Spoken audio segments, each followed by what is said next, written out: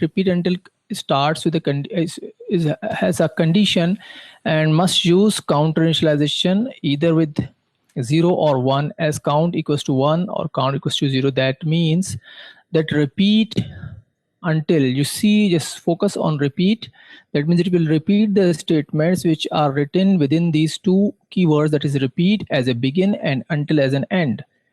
Were terminated with a condition given within the brackets, or you know that the parenthesis. So now whatever written in this statement, it will execute at least once because the condition is being tested in the last. So now you must be well aware of using this thing to run this counter to match the counted values or counter values. So you have to be very careful. It can be used in two ways.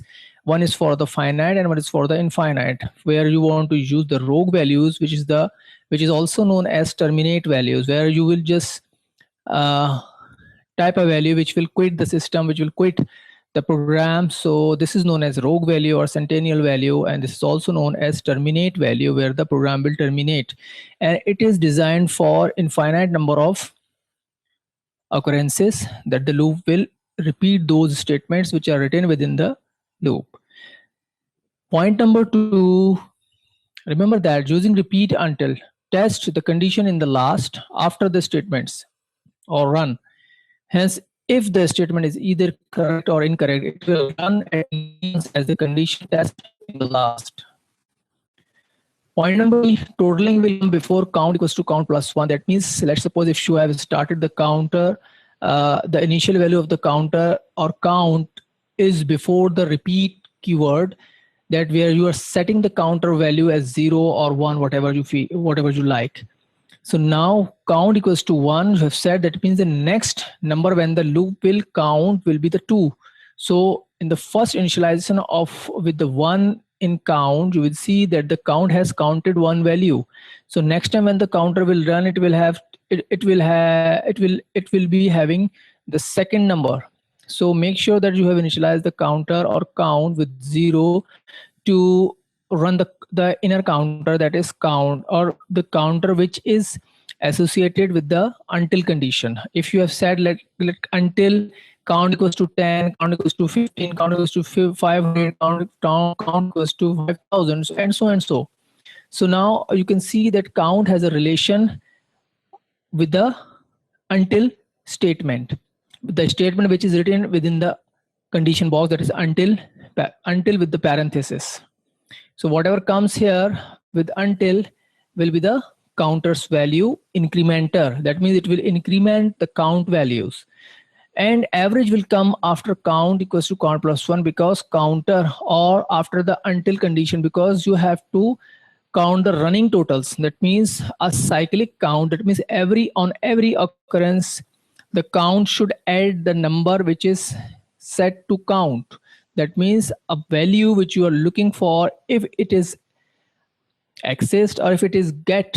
So that means you will have to count the number, and then the total number of occurrences of each particular condition will meet, and the counter will continue until the last.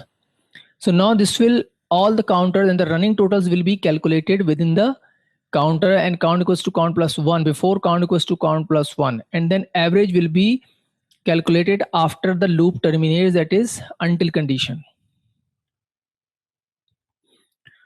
So now, and the output statements as well. Okay, so now the point number 4 is sub counter can also be used as for next uses for different counting purposes separately, but here I am just referencing this, that for starts 1 till 100 or something like that. The sub counters basically, let's suppose if I have met with a condition that, let's suppose I am looking for some items. Let's suppose I am looking for, let's suppose any you can say edible items such as chocolates. Let's suppose Mars chocolate. I just want to have the Mars chocolate, and how many chocolates I have sold.